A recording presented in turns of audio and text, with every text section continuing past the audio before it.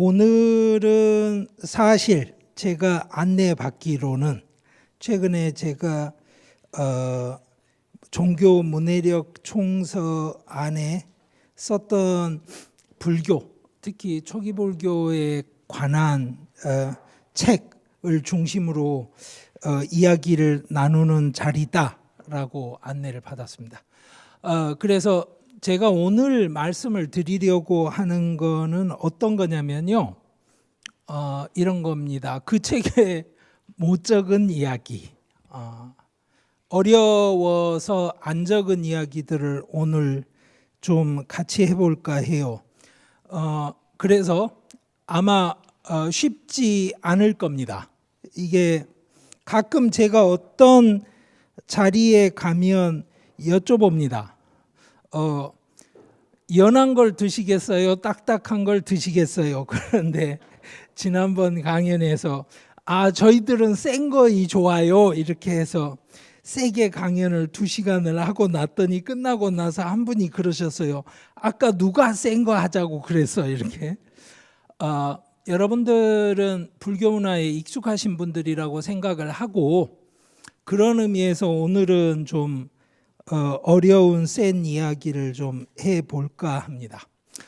그 책에 제가 적었던 이야기들은 사실 그겁니다. 역사적으로 붓다라는 한 인물에 관한 이야기, 그 후에 만들어진 여러 가지 한도 없는 많은 이야기들을 다 걸러내서 우리가 진짜 그 개인의 이야기라고 생각할 수 있는 게 뭐가 있을까를 끝까지 따져보면 과연 뭐가 남는지 제 나름대로 이해하는 범위 안에서 여러분들에게 설명을 드렸습니다.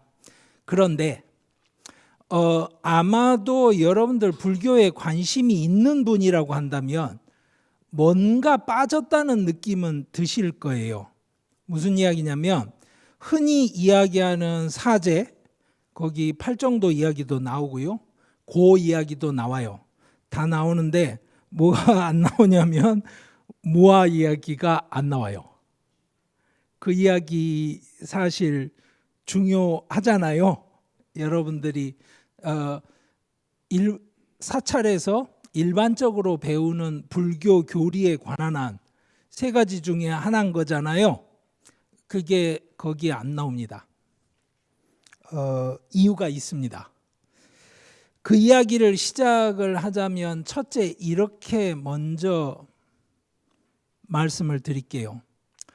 여러분들이 같이 절에 다니고 같은 불교도라고 해서 각자 같은 붓다를 믿는 거 맞을까요? 맞아요? 제가 가끔 이런 질문해요. 그 대구 가면 그 산 있잖아요. 기도처에 가서 할머니들 기도하세요. 수능 기도. 그렇죠? 거기만 있는 거 아니죠. 한국에선 또 하나는 이제 그 관세음보살 신앙이 강하니까 곳곳에 있는데 제가 이렇게 여쭤봐요.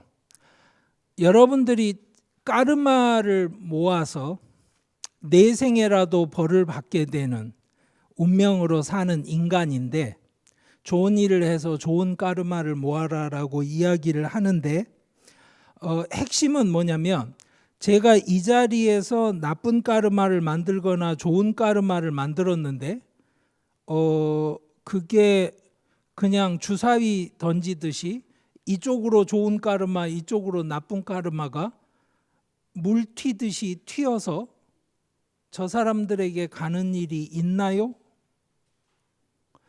까르마 그렇게 이야기하지 않죠. 그렇죠? 그런데 제가 이렇게 여쭤볼게요. 갓바위에서 기도는 할머니가 하는데 수능 점수는 손자가 받아요. 갓바위에서 할머니가 한 기도는 까르마 맞아요? 안 맞아요? 근데 카카오뱅크에서 이체하듯이 내 손주한테 쏴. 그러면 제가 이렇게 여쭤볼게요.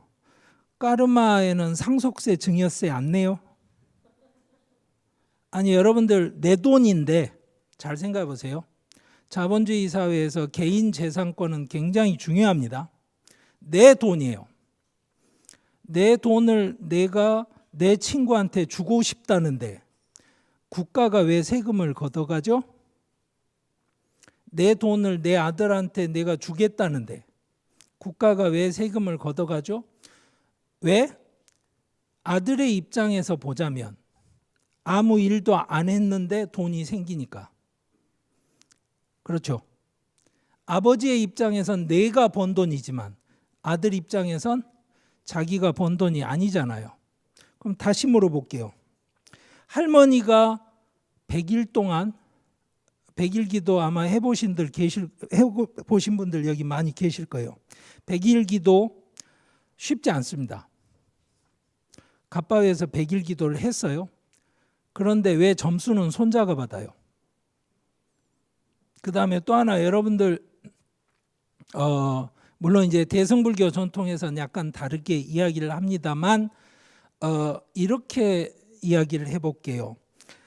석가열애상이 있습니다. 본존불로 여러 절에 거기 가서 제가 절을 하고 뭐 예를 들어서 뭔가를 바쳐요. 보시를 하죠. 오케이? 그러면 석가모니 붓다는 니르바나를 얻었잖아요. 살아있을 때 이미 니르바나를 얻었잖아요. 그리고 그렇게 해서 돌아가셨을 때를 우리는 완벽하게 니르바나를 얻은 거다. 그래서 뭐 무여열반이라고도 하고 뭐 반열반이라고도 하고 막 그렇잖아요. 그러면 살아있을 때부터 집착이 없는 거잖아요. 그러니까 제가 여기 집착이 없는 사람이라고 해봅시다. 여기 있는 이분이 저한테 커피를 한 잔 주었어요. 여기 있는 이분은 저한테 커피를 안 주었어요. 그러면 집착이 없는 사람 입장에선 이 두 사람을 대할 때 제 마음이 달라지면 안 되는 거죠. 그런데 왜 그 앞에 가서 보시를 하면 제가 더 유리한 위치에 가게 되나요? 그렇잖아요.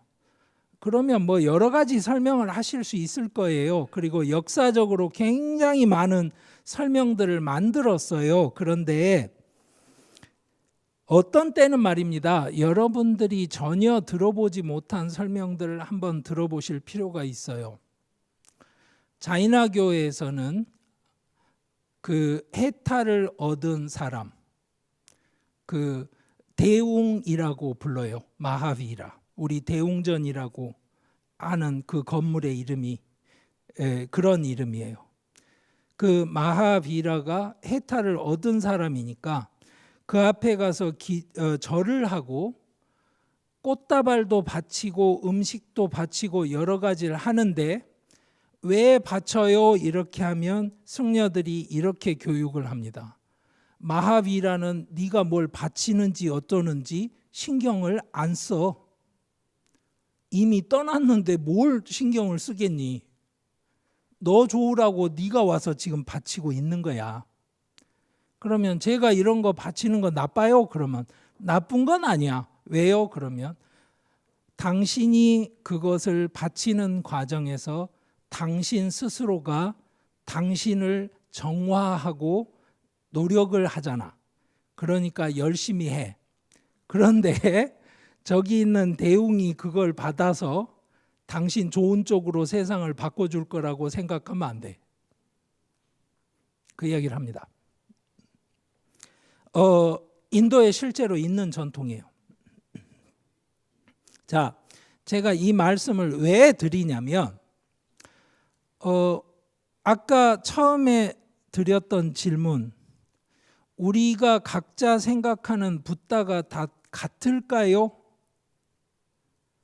그러니까 할머니를 따라서 절에 다니면서 익숙해져서 불교 신자가 된 손주가 할머니가 갓바위에 가서 기도를 하고 수능 점수를 받아서 대학생이 된 다음에 본인이 생각하는 그 붓다와 갓바위에 가서 기도를 하시던 그 할머니의 붓다가 같을까요? 라는 이야기에 대해서 우리가 조심스럽게 생각을 해야 하는 거예요. 그 말은 이런 말씀을 드리는 겁니다. 내가 생각하는 붓다랑 다른 모습의 붓다를 주장하는 사람이 있다고 해서 그 사람이 틀리다거나 너는 가짜라거나 너는 안 해봐서 그렇다거나 네가 뭘 알아 이런 거 하는 게 위험하다는 거예요. 왜? 우리들이 일반적으로 생각하는 우리가 대부분 받아들일 수 있는 우리가 생각하는 붓다의 모습 안에도 굉장히 많은 것들이 앞뒤가 안 맞게 섞여 있어서 그래요. 오늘은 그렇게 앞뒤가 안 맞게 섞여 있는 굉장히 힘든 이야기 중에 하나인 무아 이야기를 말씀을 드리려고 하는 겁니다. 자, 그럴 때 그러면 왜 이렇게 여러 가지 이야기가 다 섞이게 됐어요? 이럴 때 자, 예를 다시 돌아가 봅시다. 갑바비로. 무릎도 안 좋으신데 할머니가 손주를 위해서 100일 기도를 가겠다고 그러시면 자, 아들 둘이 태도가 다를 수 있어요. 큰아들은 아니요 어머니, 거기 어머니 그렇게 다니시다가 넘어지고 이러시면 사고 나니까 그것도 안 좋고요. 어머니 그렇게 사고 나시고 이러면 손주가 공부하는데도 좋을 게 아무것도 없습니다. 차라리 집에서 손주한테 맛있는 음식을 챙겨주시는 게 더 낫지 않아요? 이렇게 큰아들이 이야기할 수 있어요. 그런데 둘째 아들이 이렇게 이야기할 수 있죠. 아니 형, 내가 보기엔 어머니가 가서 100일 기도를 하셔야 어머니가 더 건강하실 것 같아. 그리고 또 하나는 어머니는 100일 기도를 하셔야 손자를 위해서 자기가 해야 될 일을 하셨다고 생각하실 것 같아. 그러니까 어머니 건강이든 위험 요소가 없는 건 아니지만 나는 어머니 가시는 거에 찬성. 자, 그러면 이 두 아들이 같은 불교도라고 했을 때 누구를 훌륭한 불교도라고 하고 누구를 훌륭하지 못한 불교도라고 할 것이냐? 이런 질문들이 사실은 우리의 일상을 뒤집어요. 그리고 여러분들이 날마다 살면서 부딪히는 질문들은 그런 질문들입니다. 그러니까 무슨 말이냐? 여러분들이 배운 대로 정답대로 외워서 할 수 있는 질문은 질문이 아니에요. 제가 그 인도 고전을 읽는 것에서 항상 말씀을 드리는 게 자, 내가 지켜야 할 올바른 길이 있고 올바르지 않은 것이 있는데 이 사이에서의 갈등이 질문이냐? 그건 질문이 아니에요. 나도 아니까 어떤 게 올바른 건지. 진짜 질문은 뭐다? 이거를 요즘 말로는 요새 친구들 표현으로는 실전이라고 그럽니다. 인생은 실전이에요. 진짜 질문은 올바른 거하고 올바른 거 사이의 선택인 거예요. 내가 불교도로서 이것도 옳다고 배웠고 이것도 옳다고 배웠는데 뭐가 진짜 옳은지 고민을 해야 되면 그때가 문제인 거예요. 여러분들이 겪는 갈등에 대해서 한번 생각해 보세요. 자, 아까 예로 돌아가 보죠. 아버지 입장에서 자기가 번 돈을 아들에게 상속시키는 것에 대해서 다 허락해 줘야지. 그러니까 올바른 불교도의 입장일까요? 아니면 아들의 입장을 봐라. 그 옆에 있는 다른 친구들과 비교해 볼 때 이 친구가 다른 친구보다 더 노력한 건 아무것도 없지만 그 친구는 그냥 누구의 아들이라는 이유로 상속을 받는다는 건 우리 사회에서 공정함에 맞지 않다. 그러니까 상속세가 높은 건 맞다. 라고 이야기하는 게 맞는 태도일까요? 둘 다 근거가 있잖아요. 근데 문제는 이거예요. 큰 스님한테 찾아가서 큰절하고 있는데 스님이 내일 와서 차나 한잔 해. 그러면 다시 내려가듯이, 자, 이 상속세를 어떻게 할지 이야기가 시작이 됐는데 내년에 생각해 보지 이럴 수 있어요? 아니, 한쪽은 30% 말하고 한쪽은 40% 말하는데 중간 합시다, 중간 이러면 돼요? 그런 거 아니잖아요. 그러니까 우리들만 그런 문제에 사는 건 아니에요. 옛날에 인도에서도 똑같이 그런 문제에 살았고 그런 문제의 한 복판에 붓다가 살았어요. 그런데 붓다는 그때 결정을 내려줬단 말이에요. 제자들한테 아주 곤란한 문제들에 대해서. 그런데 그 붓다가 더 이상 없는 시절이 왔어요. 그러면 그 다음에는 어떻게 결정을 하죠? 이게 어려운 거예요. 그러니까 그 사람들이 전부 다 나쁜 사람들이거나 붓다의 뜻을 이해를 못했거나 아니면 나쁜 의도를 갖고 붓다의 이야기를 왜곡을 해서 붓다의 이야기가 너무나 많아진 게 아니고 그 사람들이 우리하고 똑같이 정답이 없는 고민에서 불교도로서의 길을 고민을 한 거예요. 그런데 여러분들은 그 사람들이 옛날 과거의 사람들이니까 어떻게 기억을 하시냐면 이긴 편의 역사를 기억합니다. 이긴 편의 역사는 뭐라고 기록을 합니까? 진 편은 타락한 인간들이었다. 나쁜 인간들이었다. 벌받아 마땅한 인간들이었다. 대표적인 예가 대바다타 같은 경우예요. 대바다타는 굉장히 보수적인 사람이었고 붓다가 했던 굉장히 혁신적인 의사결정들이 전통적인 수행 논리에 맞지 않다고 생각했던 사람이었어요. 그러다 보니까 문제가 뭐냐? 너무나 많은 사람들이 대바다타를 지지했어요. 그러니까 심지어는 출가자 공동체 안에서 붓다에 대한 반대 의사를 표명했을 때 그 지지자들이 예상외로 너무나 많았던 거예요. 이거는 뭐하고 똑같냐면 어느 정당이 있는데 그 정당 대표가 자, A 안으로 투표를 합시다 이랬는데 저는 반대합니다 하고 의원 한 명이 나섰는데 더 많은 의원들이 B 안으로 지지 의사를 밝힌 상황이랑 똑같아요. 불교 역사에서 있어 본 적이 없었던 사건입니다.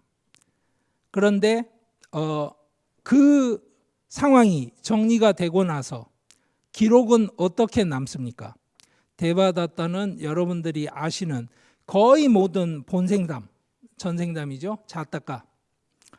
거기에서 항상 나쁜 인물의 대표로 나오죠. 악인의 전형으로 나오고 그리고 뭐 미술 작품 같은 데 보면 다시는 돌아올 수 없는 지옥으로 곧바로 떨어져 들어가고 뭐 이런 인물로 나옵니다. 자, 초기부터 불교에는 이견이 많았습니다. 붓다가 활동을 할 때도 이견이 많았습니다. 자, 여러분들 경전을 보시면 초기 경전에 이야기가 많이 나와요. 뭐가 나오냐면 누구누구가 자기가 쓰던 이런 정원을, 그 정원이라는 게 사실은 사냥터, 왕들이 쓰던 사냥터거나 아니면 요즘 말로 이야기하자면 놀이공원 같은 겁니다. 정원을 붓다에 기부를 하고 심지어는 임시 건물을 지어주기도 하고 기록이 많이 나와요. 그러면 여러분들은 그 건물들을 어떻게 관리했는지 혹시 보셨어요? 경전에? 그 건물을 실제로 받았다고 쳐봅시다. 자, 요즘식으로 말하자면 이런 겁니다. 등기해야 돼요. 소유권이 넘어갔어요. 자, 그러면 그 다음에 굉장히 많은 것들이 따라오죠. 재산세 내야 되고요. 그렇죠? 뭐 소방법부터 시작해서 엄청나게 많은 것들이 뒤따라올 겁니다. 지금 현재 도심 사찰들이 그 한국에서 자리를 잡을 때 그 사찰들이 관리되기 위해서 해야 되는 굉장히 많은 일들하고 똑같은 것들이 그 시절에 없었다고 생각하시면 안 돼요. 지금 산에 있는 사찰들도 다 마찬가지입니다. 더 심하죠. 왜? 문화재 보호 대상으로 지정이 된 경우들이 많아서 더 복잡합니다. 화재 방제 시설도 더 복잡하게 관리를 해야 되고요. 자, 그러면 여러분들 생각에 이런 논쟁이 생기면 어떨까요? 아주 좋은 의도에서 불교 단체의 기부를 받은 이 건물을 내가 남아서 지키겠다라는 승려가 있다고 생각을 해봐요. 그런데 원래 붓다 당시에는 출가자는 유행을 하는 거였어요. 걸어 다녀야 돼요. 그날 출발하면 해질적에 도착하는 곳에서 자는 거예요. 그 이상의 뭐를 하면 안 돼요. 그런데 그게 불가능할 때가 있죠. 장마철. 그래서 이제 우기에는 안거를 합니다. 그게 요즘 한국에서는 이제 하안거, 동안거 전통의 출발이 되는데요. 자, 그러면 그 당시 사람들의 기본 아이디어는 뭐냐면요. 인도 아리안들이 유목민이었어요. 그래서 유목민들 문화는 어떤 게 있냐면 붙박이로 사는 사람들은 더럽다고 생각합니다. 여기서 더럽다는 뜻은 위생이 더럽다는 뜻이 아니라 종교적으로 더럽다는 뜻이에요. 그것을 번역하는 말이 여러분들 아는 청정이라는 말입니다. 한국 불교계에서 굉장히 자주 쓰는 그 청정이라는. 그러면 청정하려면 유행을 해야 돼요. 자, 유행하는 사람들도 아플 때가 있잖아요. 맞죠? 그러면 더 이상 못 걷게 되면 어떻게 해야 할까요? 아니, 아예 걸을 수가 없으면 옆에서 신도들이 뭐 이렇게 강제로 끼고 죽는 순간까지 걷는 모습을 만들어야 돼요? 그거는 거의 가혹행위 아닌가요? 자, 그러면 이런 거죠.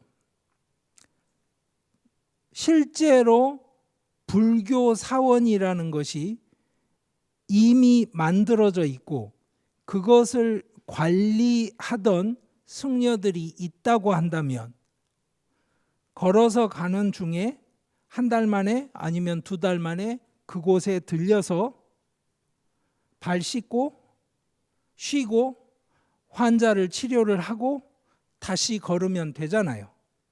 그렇죠? 그런데 또 하나 질문은 이겁니다.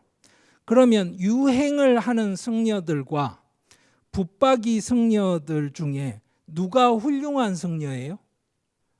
재미있는 것은 유행을 하던 승려들이 붙박이 승려들을 더러운 친구들이라고 욕을 합니다.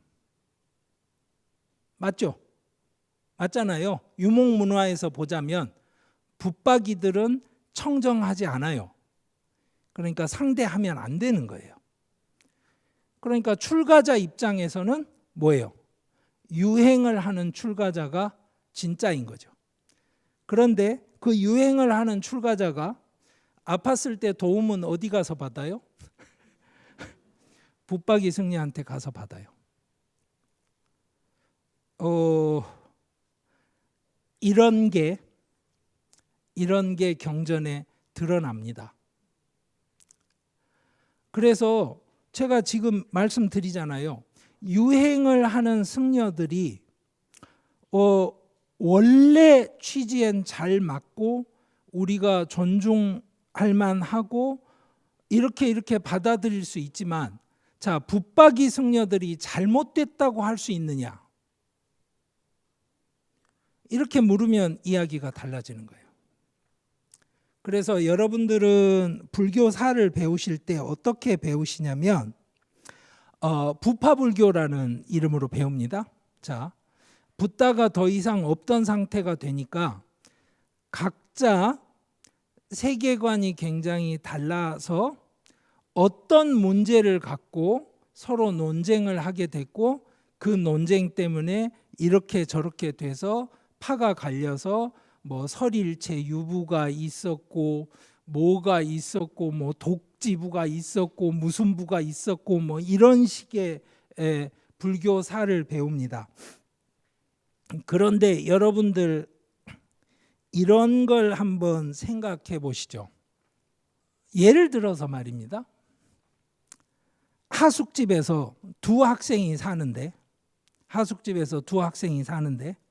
고향 친구예요. 흔히 영화 같은 데서 자주 나오는 스토리 프레임입니다. 고향 친구인데 한 친구는 그저 돈을 많이 벌어서 성공을 하고 싶어 합니다. 그래서 이 친구는 열심히 취업 준비를 해서 나중에 금융권에 취직을 해요. 그런데 한 친구는 그게 아니고 이 사회를 뒤집어 엎어서 좋은 세상을 만들어야 된다고 생각하는 혁명을 꿈꾸는 친구라고 해봅시다. 그 둘이 한 방에서 하숙을 하면서 사는데, 자, 그 같이 사는 일이 불가능할까요? 라고 묻는 겁니다. 아니요, 가능해요. 아니, 문제 없잖아요. 아니, 취직해서 돈 벌겠다는 친구가 날마다 저녁에 앉아서 다른 친구 집에 올 때마다 너 그렇게 살다간 인생 망한다, 돈 벌어야지, 뭐하냐, 이런 이야기 하면서 사는 거 아니잖아요. 그냥 고향 친구잖아요. 그렇죠? 그리고 다른 친구가 또 돈 벌겠다는 친구한테 너는 인생이 왜 그렇게 비굴하냐, 뭐 야, 돈 벌면 뭐 돈이 인생의 문제를 해결해 주냐 이러면서 맨날 그 옆에 있는 친구 못 살게 구느냐, 아니잖아요. 아니, 여러분들 생각해 보십시오. 같이 사는 부부간에도 그런 세계관이 다른 경우 굉장히 많아요. 그런데 제가 이렇게 여쭤볼게요. 그 두 친구 중에 한 명은 담배를 피우는데 다른 한 명은 담배 냄새를 굉장히 싫어해요. 그러면 같이 살 수 있나요? 안 돼요. 그러니까 무슨 말이냐면, 코 고는 소리를 너무 싫어하는 여자는 코를 고는 남자하고는 살 수가 없는 거예요. 둘이서 세계관이 다른 건 상관이 없는 거예요. 그러니까 실제로 중요한 건 뭐다? 사람들이 우아하게 말하는 나의 세계관은 이래서 둘이 살고 못 살고 하는 게 아니라는 뜻이에요.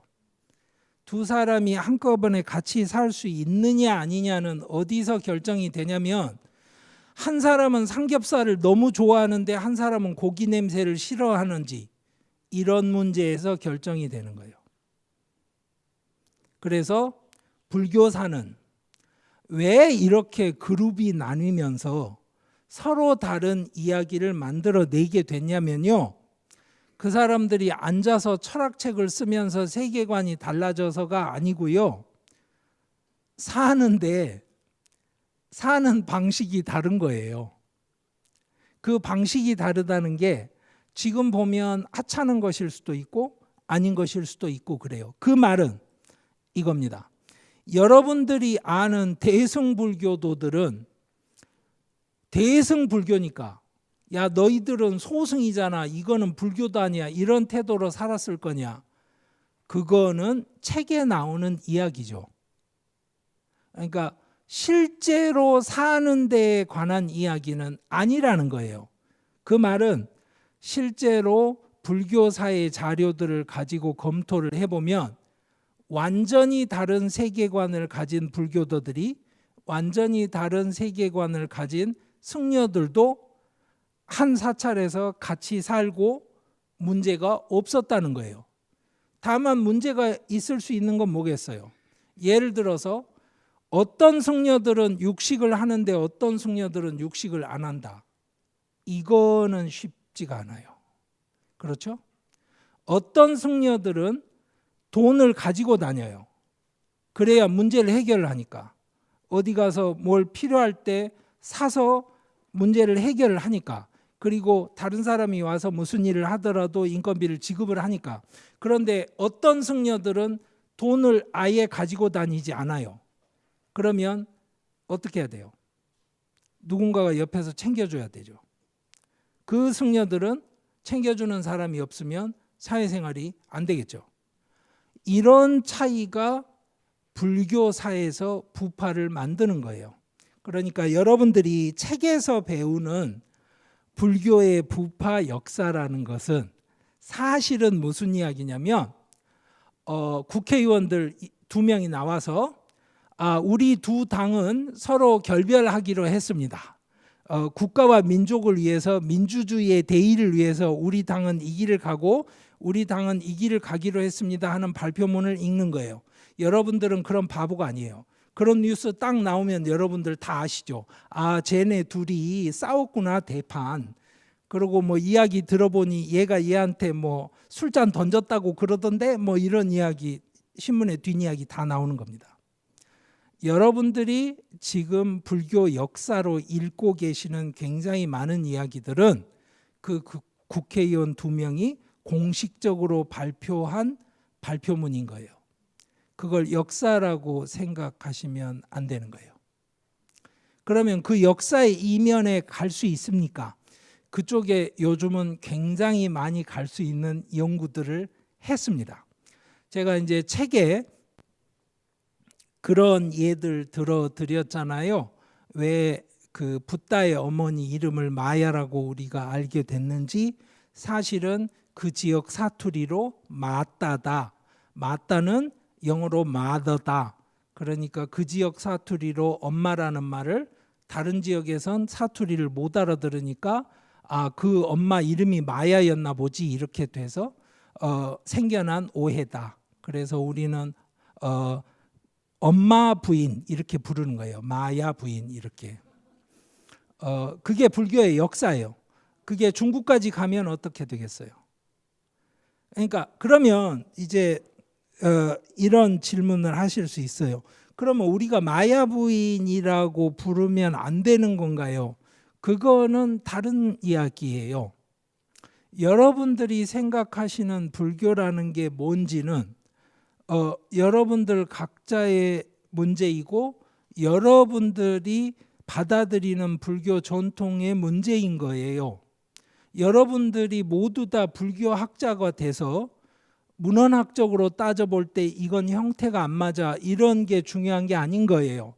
저는 그걸 직업으로 하는 학자니까 그런 논문을 씁니다. 여러분들 아는 이제 불교에서 제일 중요한 게 뭘까요? 물으면 대답을 사성제라고 하실 거예요. 많은 경우. 뭐 물론 연기 뭐 이런 이야기 하실 분들 계실 텐데요.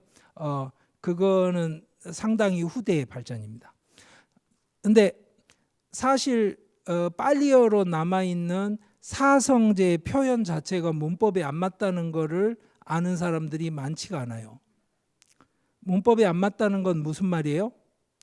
끼워 맞췄다는 뜻이에요. 아니 불교가 제일 중요하게 생각하는 사성제가 표현이 문법에 안 맞아요? 그게 끼워 맞췄다는 게 굉장히 중요한 게 뭐냐면 그 안에 원판이 숨겨져 있기 때문이에요. 제가요 이런 거예요.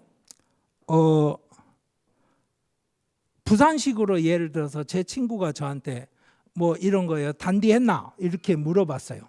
근데 저는 그쪽 출신이 아니니까 얘 하는 말이 뭔지는 잘 모르는데 단단하냐 이렇게 알아들어요. 그래서 서울말로 옮겨서 단단하니 이렇게 적어놨어요. 그러면 여러분들이 이 단단하냐라는 질문을 이해를 못합니다. 원래 부산 친구가 했던 말은 그게 아니잖아요. 근데 제가 뭔 말인지 잘 모르니까 서울말로 옮겨놨는데 단디하니 이렇게 옮겨놨어요. 그런데 서울 사람들이 봐도 그 단디라는 말은 서울에서 안 쓰잖아요. 그러면 학자들이 추적이 가능해요. 어떻게? 이게 원래는 서울말이 아니겠구나. 그걸 하는 겁니다. 그것의 결과에 대해서 제가 책에 설명을 드린 거예요. 자, 그러면 굉장히 많은 이야기들의 오해가 있을 수 있는 것은 물론이거니와 그 오해들이 각자 전통이 나뉘면서 생겨나는 엄청나게 많은 그 전통들이 생겨난다는 것도 이제 말씀을 드렸어요. 그리고 그 전통들이 생겨날 때는 굉장히 중요한 게 뭐냐?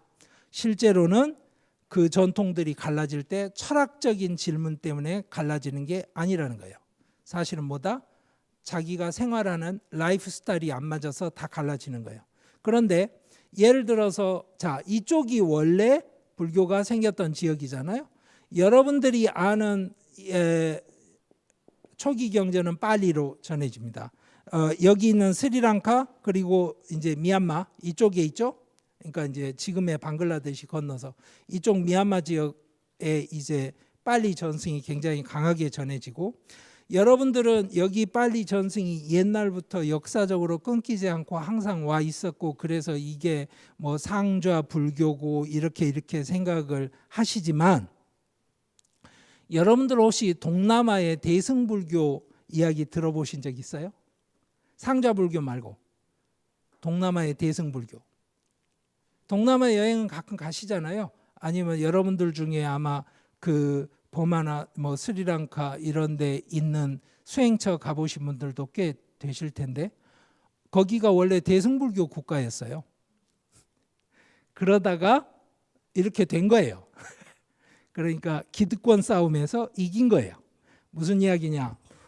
시청률 전쟁에서 어느 방송국이 이기면 그 방송국의 방송이 주도권을 잡는 겁니다. 그런 거예요. 그 역사에 대해서 이제 자세하게 오늘 설명드릴 건 아니고요.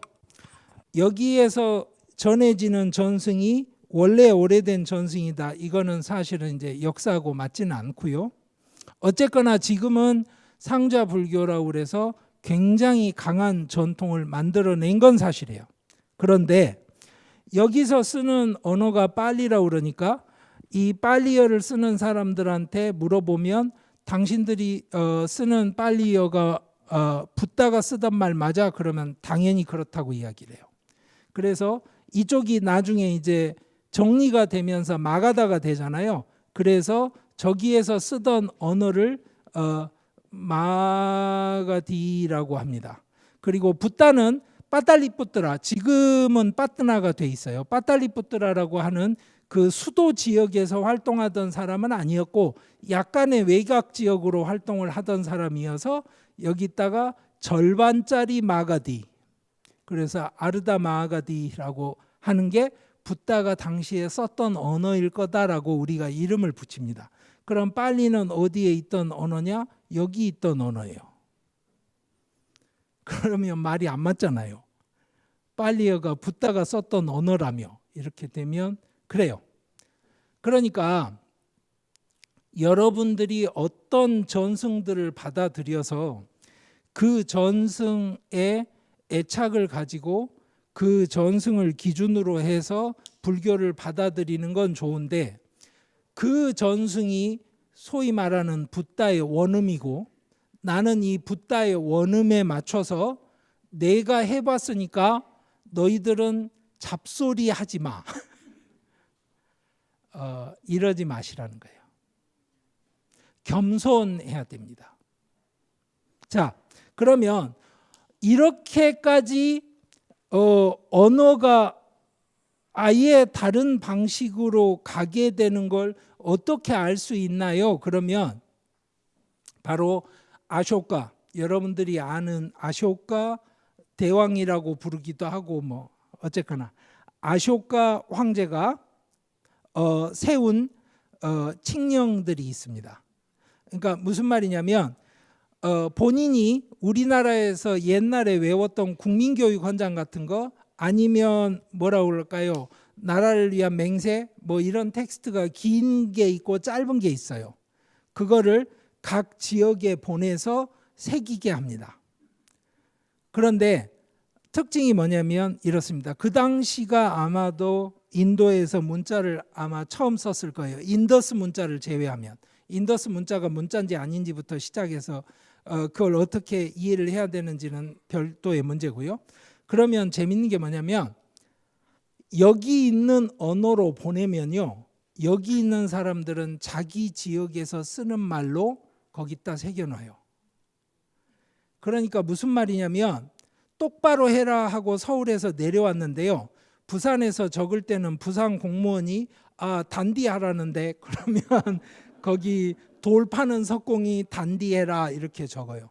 그래서 그게 언어사 그리고 인도 역사를 이해하는 데 굉장히 중요한 자료가 됩니다. 그래서 예를 들어서 뭐 한국식으로 하자면 뭐 굉장히 많이 뭐 이렇게 이야기를 하면 어디 전라도 가서 적으면 또 뭐 허벌나게 이렇게 이제 적어 놓겠죠? 그러면 저희들이 그 당시 기록을 볼 수 있는 거예요.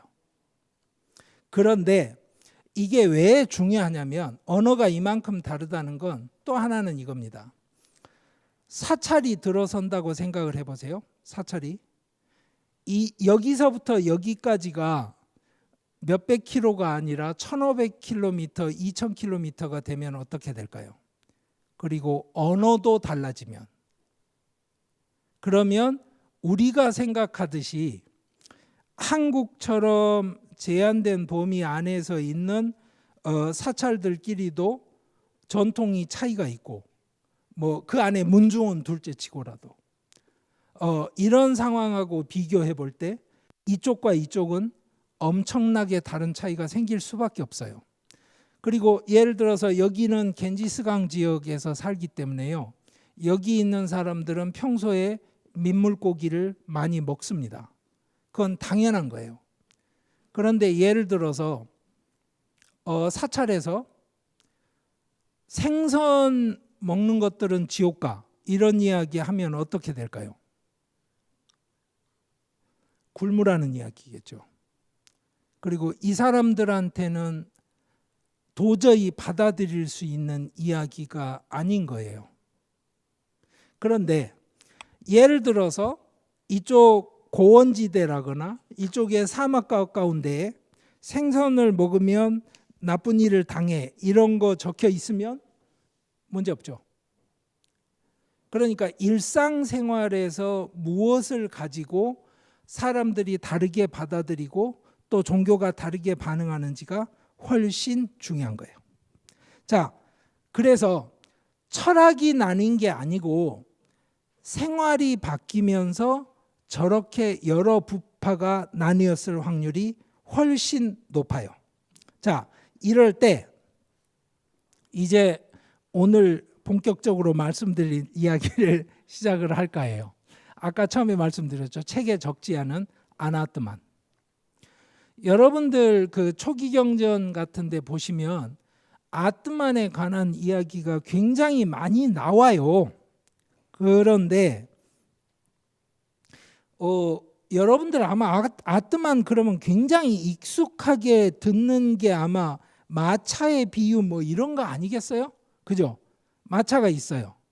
자, 상판도 있고 바퀴도 있고 뭐 앞에 거는 고리도 있고 여러 가지가 있는데 붓다식으로 이야기를 하자면, 자, 상판이 마차냐 이렇게 물으면 아니라고 하죠.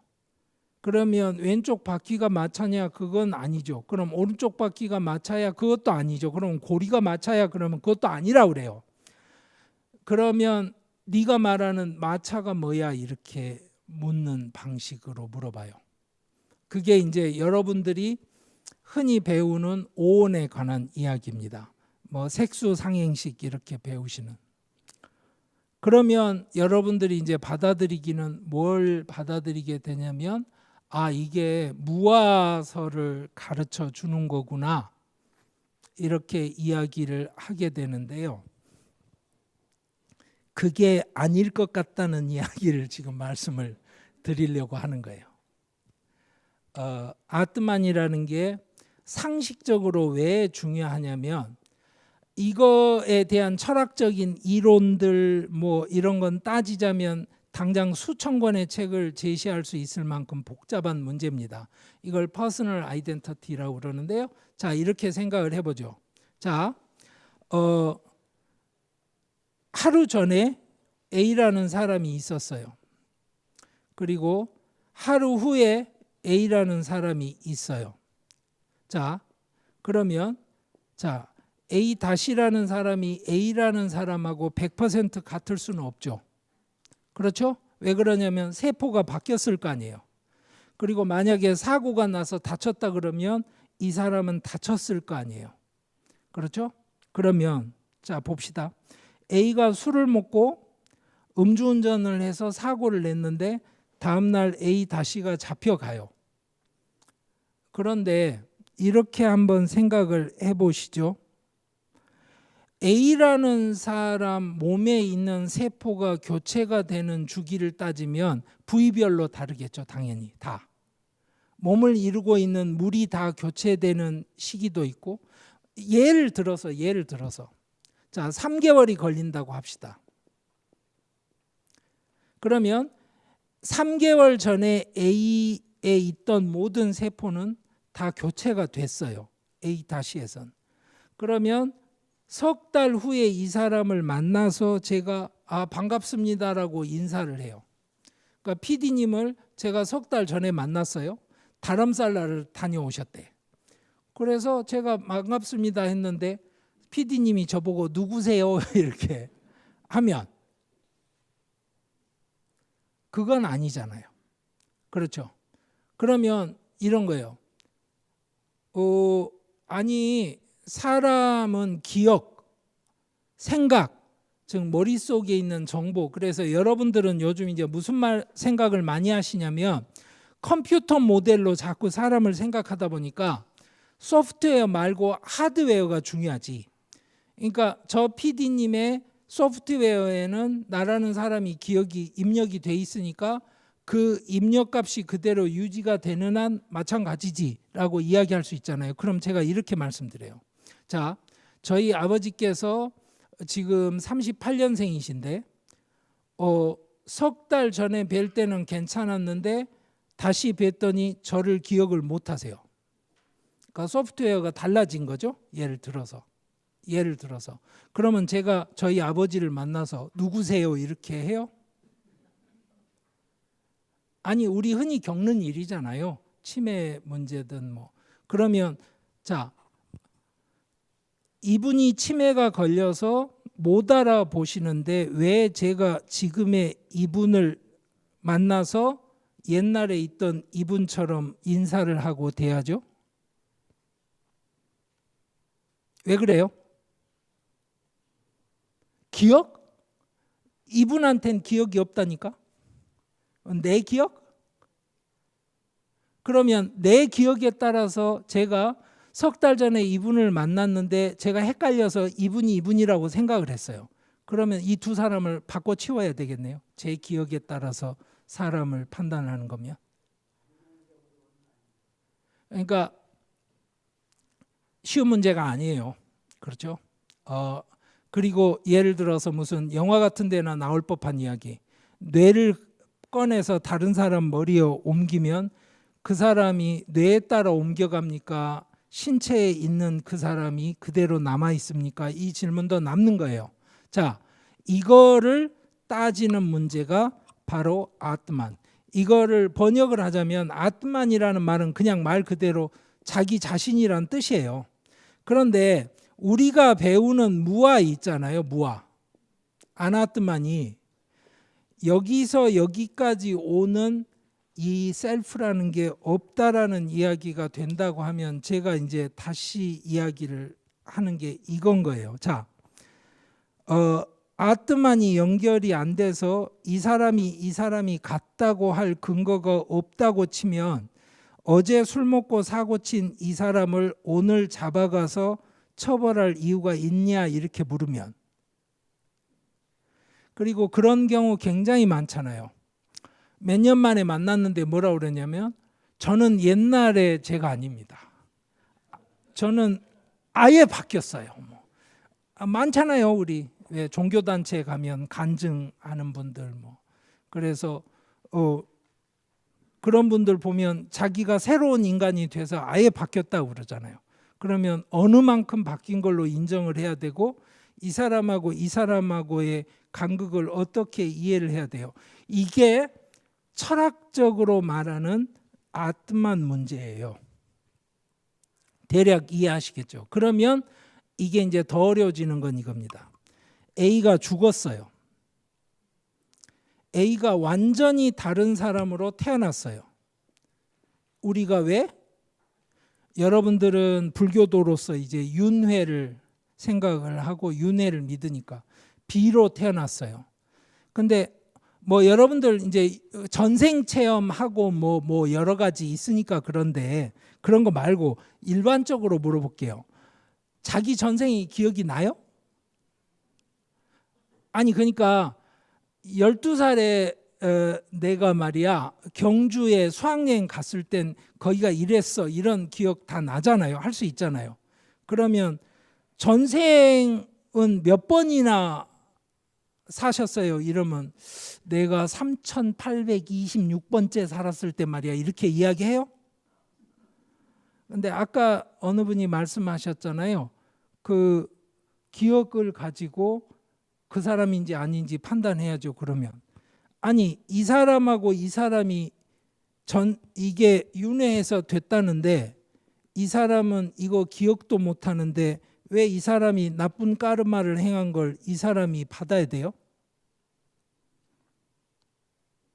이런 거예요. 그러니까 이제 윤회까지 끼어들면 아뜨만 문제는 쉬운 문제가 아니에요. 맞죠?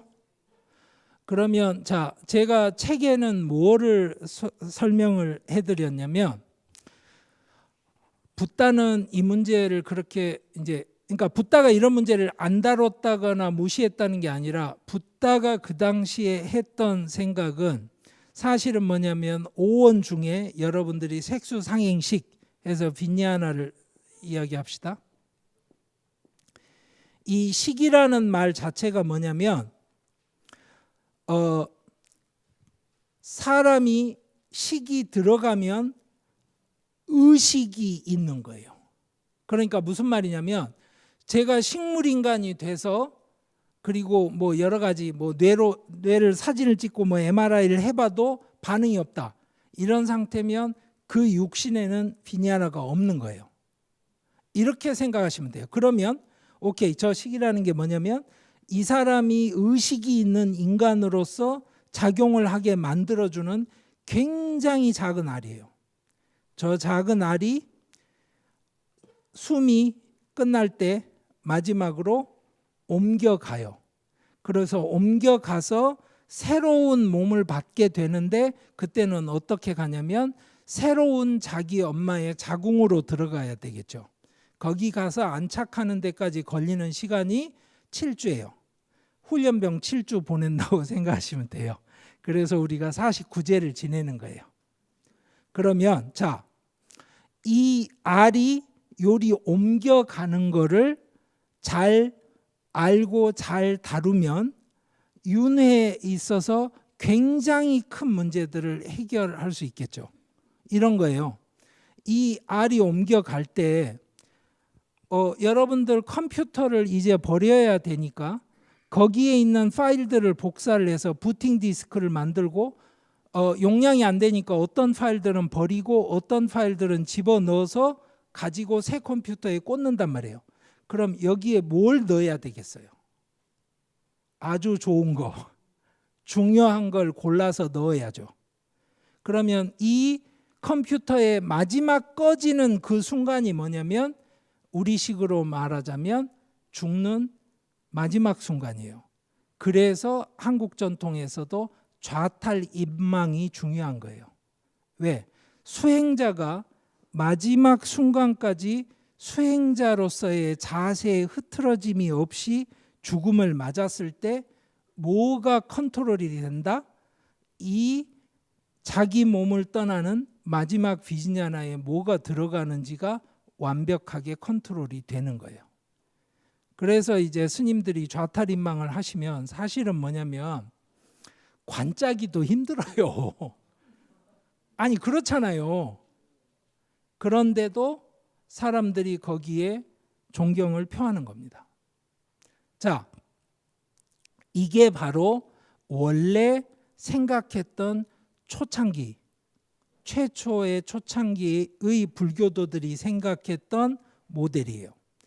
이 빈야나를 이 아트만이라고 생각할 수 있습니까? 그러면 어떤 면에서는 그래요. 그런데 이제 여러분들 아시다시피 붓다가 항상 하는 이야기가 있어요. 뭐냐? 이것은 내가 아니고 이것은 내 것이 아니다. 그 말에 대해서 제가 책에 안 적은 이유는 이겁니다. 아직도 제가 정확하게 이해를 못해서 책에 안 적은 거예요. 그 말의 의미에 대해서 굉장히 많은 전통의 설명들이 있었고 해석이 있었지만, 자, 이거는 여러분들 이해하실 수 있을 거예요. 제가 이렇게 손을 들면 당연히 제가 제 손이니까 들 수 있잖아요. 맞죠? 그죠? 그러면 손을 한번 들어보세요. 이렇게 들 수 있잖아요. 왜? 이거는 제 손이고 저거는 저분 손이잖아요. 그러니까 저분이 들거나 내리거나 할 수 있는 거예요. 맞죠? 그런데 붓다가 그 다음 하는 말이 중요해요. 그 다음 붓다가 하는 말은 이거예요. 자, 이건 내 손 맞고 저분 손이 맞으니까, 자, 이제 불교식으로 처사님한테, 자, 손을 한번 들어보세요. 예, 그리고 손을 2배로 키워보세요. 손을 2배로 키워보라고. 왜? 네 손이니까. 아주 간단한 이야기예요. 아니, 제가 체중이 줄었으면 좋겠어요. 그러면 이게 내 몸이라면 내가 여기 서서 10kg 줄어. 그러면 다음 10초 안에 몸무게가 10kg가 줄어야 되는 거예요. 왜? 내가 손을 이렇게 하듯이, 내가 이렇게 하듯이. 이게 바로 붓다가 하는 이야기예요. 이게 내 것이 아니라는 말이 무슨 뜻인지 아시겠죠? 여러분들은 지금 여기 이 자리에 앉아서 처음에 제가 오늘 강의를 시작한 이후에 여러 가지 잡생각을 하셨을 텐데 그 생각들을 순서대로 받아 적으실 수 있어요? 기억도 못하죠. 얼마나 많은 생각을 했는지 셀 수도 없죠. 그러면 제가 묻는 건 이겁니다. 그게 당신 생각 맞아요? 아니, 그게 당신 생각 맞냐고. 그러니까 생각에 당신이 휩쓸려 가는지 아니면 그게 당신 생각인지. 그거예요. 그래서 이것이 내 것이 아니다라는 이야기까지는 한 70%는 이해가 돼요. 여러분들도 방금 저처럼 이제 이해를 하셨을 거예요. 그런데 자, 이겁니다. 어느 수행 프로그램을 하시는 분이 저한테 그 말씀을 해주신 적이 있어요. 미국에서 일주일 수행 프로그램에 예를 들어서 한국 돈으로 한 5천만 원에서 6천만 원 사이를 내요. 사람을 모아요. 그러면 좋은 호텔에 가서 있는데 거기에서 여러 가지 수행 프로그램들을 가르쳐 줘요. 여러분들 사찰에서 배우는 여러 가지 프로그램들 생각하셔도 되고, 뭐 요가 학원 가서 배우시는 걸 생각하셔도 돼요. 그런데 이런 걸 한번 한다고 생각해 보세요.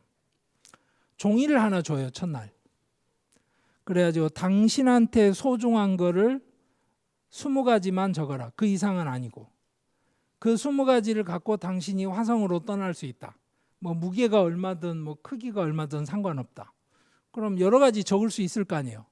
뭐 예를 들어서 제가 강남에 빌딩이 있다면 내 강남에 있는 빌딩. 그리고 뭐 죽은 사람도 괜찮고 뭐 살아있는 모두 다 괜찮다. 그러면 뭐 내가 기르는 강아지, 옛날에 기르다 죽은 고양이 이런 거 다 적을 수 있잖아요. 나한테 소중한 거, 내가 아끼는 거. 뭐 예를 들어서 아버지가 물려주신 카메라 이런 거 다 적을 수 있죠. 그렇게 20개를 적은 다음에 첫날 그 중에 5개를 지워라, 포기를 해라. 이런 걸 시킨다고 생각을 해봐요. 자, 여러분들이 지금 한다고 생각을 해봐요. 그 유서 쓰는 연습이랑 비슷한 거예요. 곧 죽는다고 생각하고 유서를 한번 써보세요. 이런 체험처럼. 그러면 사람들이 다 궁금해져요. 뭐냐? 맨 마지막엔 뭐가 남을까요? 사람들이 적은 것 중에 맨 마지막에 사람들이 뭘 남겼을까요?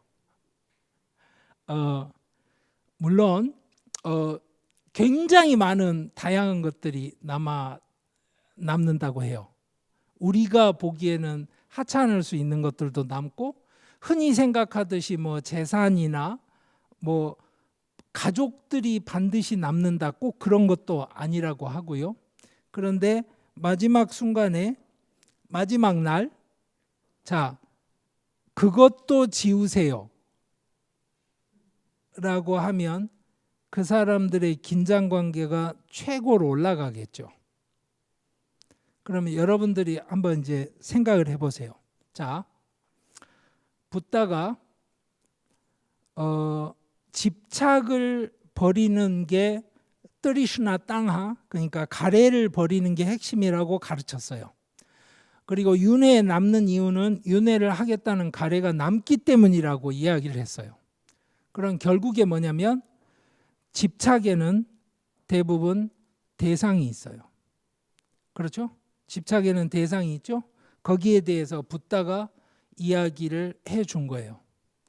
자, 이걸 내 손이라고 생각을 하고 내가 내 맘대로 움직인다고 생각하지만 사실은 이게 내 맘대로 되는 내 손이 아니고, 또 하나는 이걸 관리하고 유지하기 위한 나의 노력이 필요하고, 이게 짐이기도 하다.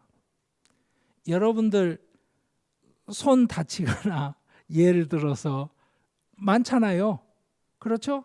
손 관절에 문제가 있거나 다른 이유 때문에 손을 관리하는 것 자체가 나에게 짐이 되는 체험, 누구나 해봤을까요? 자, 붓다가 내 것이 아니라고 했을 때의 핵심은 뭐냐면, 내 것이라고 하니까 집착을 한다는 거예요.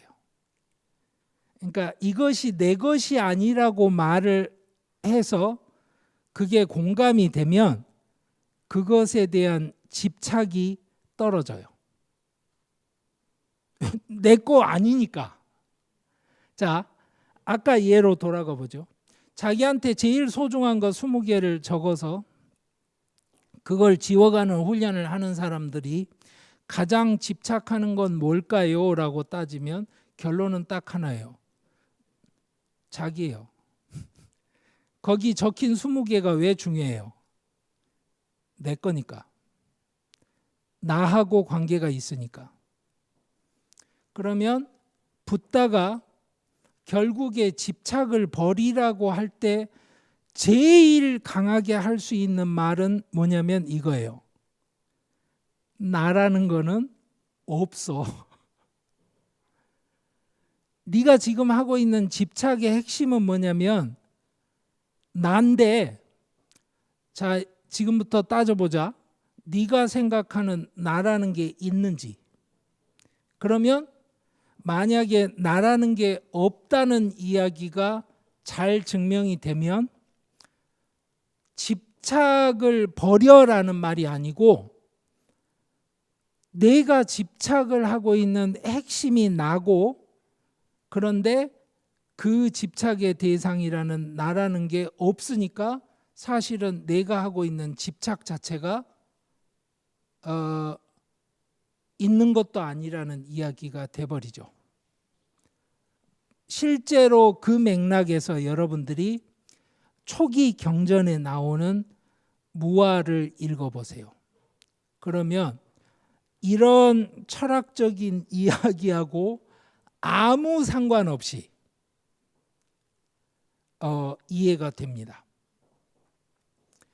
자, 여기에서 그런데 그다지 이야기가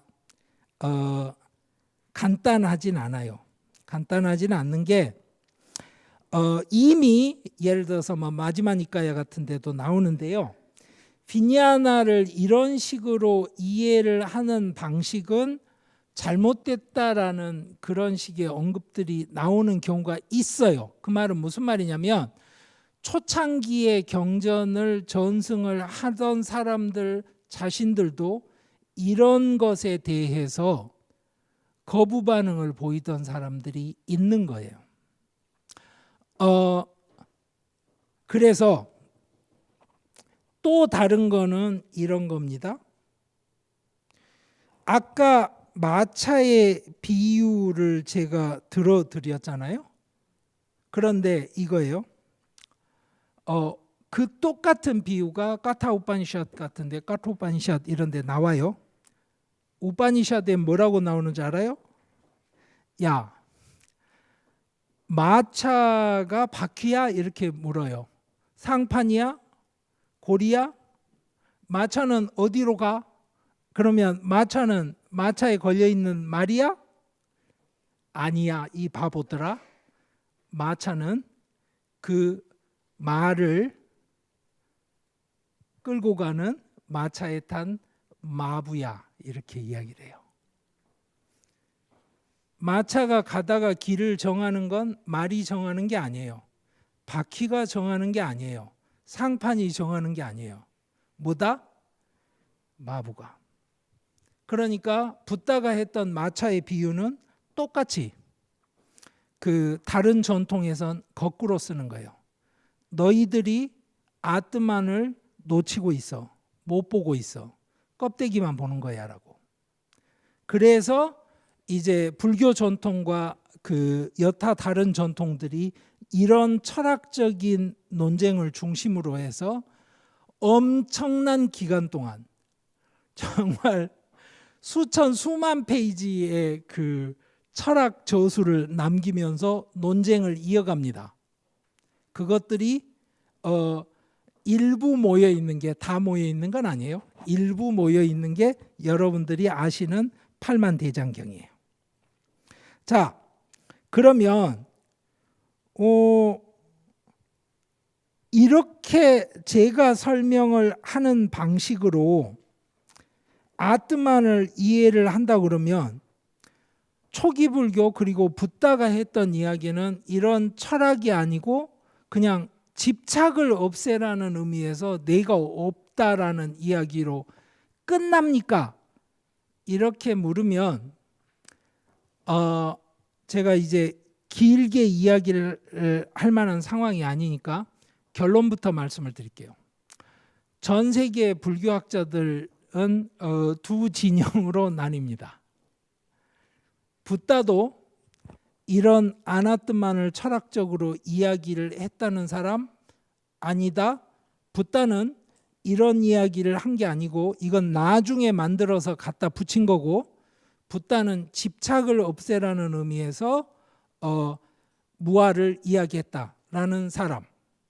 그러면 실제로 초기 경전에는 어떠냐? 무아라는 표현이 나올 때 용례의 한 95%, 96%는 집착을 없애라는 의미로 나옵니다. 그런데 거기에 96%가 그렇게 나온다고 그래서 한 44% 정도가 이 용례로 나온다 그래서 이 의미는 틀린 것이고 원래 붓다가 생각했던 건 아니다라고 단언할 수 있느냐? 그건 아닙니다.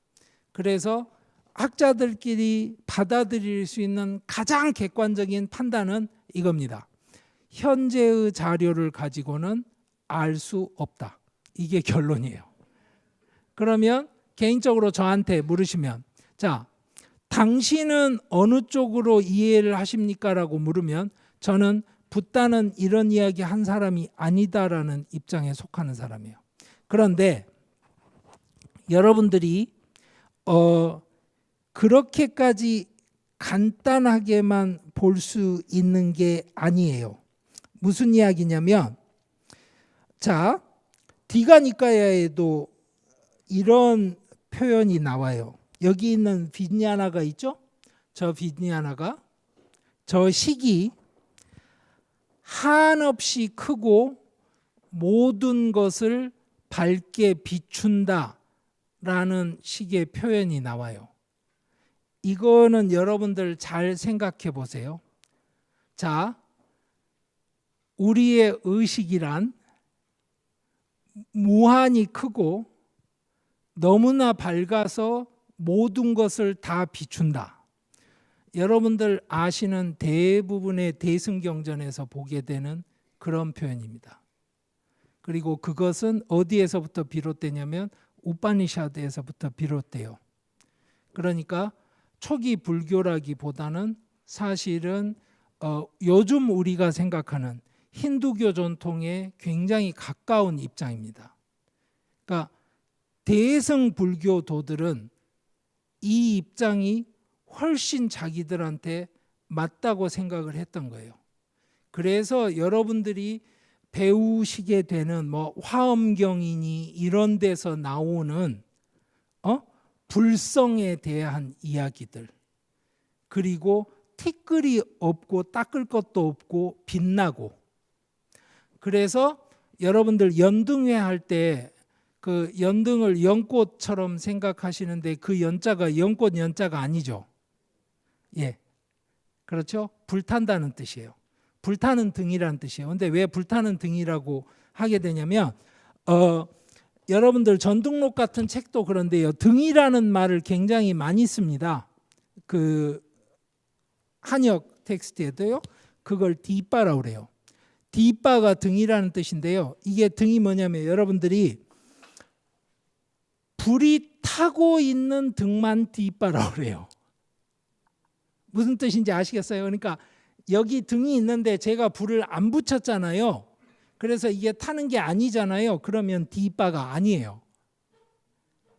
그러니까 디빠가 되려면 뭐냐면 지금 타고 있어야 돼요. 그래서 연등이라는 말을 할 때는 타고 있는 등이라고 굳이 번역을 했던 것 같아요. 그런데 여러분들은 이제 그러면 불 이야기도 나왔으니까 흔히 하는 그 비유가 그런 거예요. 그 라가 드베이샤 모하, 좋아하는 것, 싫어하는 것이 있고 그것 때문에 정신을 못 차리는 것. 요것이 인생의 문제를 만든다. 이걸 제가 이제 책에 설명을 했습니다. 그걸 여러분들이 흔히 삼독이라고 부르는 거예요. 그러면 니르바나는 뭐냐면 니르바나는 불을 껐다는 거잖아요. 그러니까 이 세상에 좋아하는 게 있고 싫어하는 게 생기는데 그것에 대해서 좋은 만큼만 싫은 만큼만 반응을 하는 게 아니라 그것에 대해서 훨씬 더 과잉 반응을 하다 보니까 네 인생이 피곤해진다. 그래서 인생의 모든 문제는 거기서 생긴다. 이게 이제 붓다의 대답인 건데 그 불을 끄면 어떻게 된다? 그러면 그게 아르핫이 된다. 즉 아라한이 돼서 이미 해탈이 된 거다. 그 말은 더 이상 집착을 하고 윤회로 들어가지 않는 상태가 살아있는 상태에서 이미 구현이 된다. 이게 이제 불교적인 가르침이에요. 그런데 이런 식으로 해서 니르바나를 비유를 하면 아주 편해지는데 다른 비유도 있어요. 생로병사를 겪고 있는 과정이 불타고 있는 것 같으니까 그 불타고 있는 과정에서 불을 끄면 그러면 니르바나다 이렇게 이야기를 하면요. 자 보세요. 제가 이렇게 여쭤볼게요. 지금 여기 앉아있는 분이 생로병사의 과정 안에 들어와 있단 말이에요. 맞죠? 지금 여기 앉아 있으니까 숨쉬고 살아 있으니까. 근데 저 생로병사가 불타는 과정이라고 그러면 꺼버린다는 말이 어떻게 돼요? 생로병사가 없어져야 돼요. 근데 지금 분명히 여기 생로병사를 안고 있잖아요. 그러니까 여러분들도 이제 흔히 배우는 거지만 붓다 자신도 아프고 피곤하고 나이 들면 힘들잖아요. 그걸 겪었단 말이에요. 그러면 아니 그렇게 해가지고 문제가 해결이 안 되는 대목으로 들어가 버리면 답이 나옵니까 하는 문제가 생기는 거예요. 그러니까 불을 끄면 된다라는 비유도 이게 이제 해석을 하자면 너무 복잡해지니까 후대에는 어떻게 되냐면 이제 여러분들 흔히 아시는 뭐 무여열반이 있고 뭐 유여열반이 있고 이렇게 해서 이론이 만들어지는 거예요. 자, 제가 이거를 말씀을 드린 이유는 사실은 제가 책을 쓸 때 집착에 관한 이야기가 붓다의 핵심 메시지라고 말씀을 드렸어요. 뜨리시나.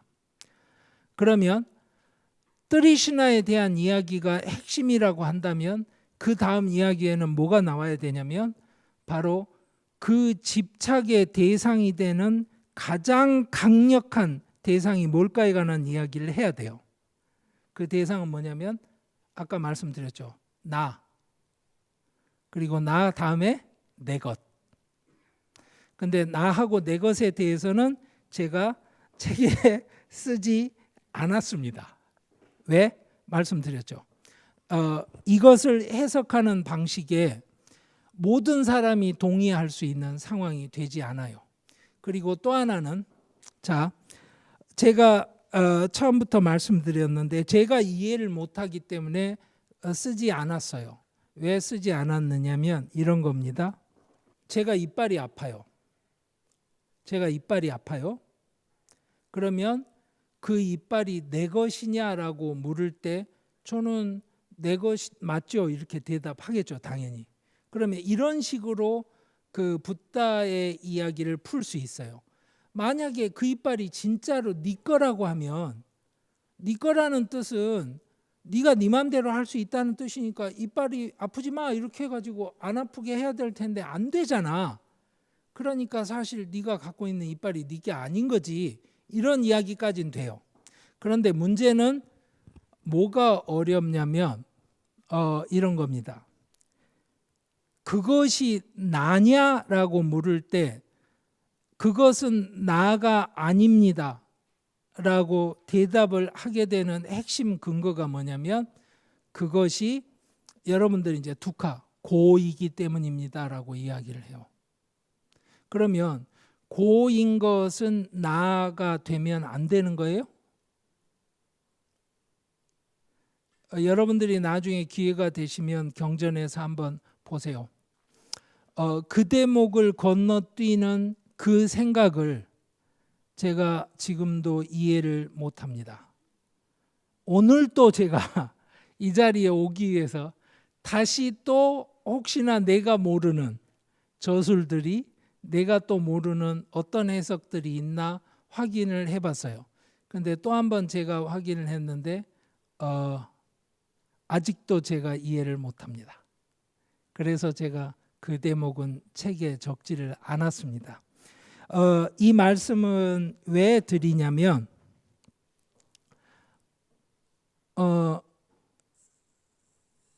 저도 직업이 그것을 해석하는 학자이지만 이해를 못하는 일이 당연한 겁니다. 이해를 못하는 것들이 한없이 많아요.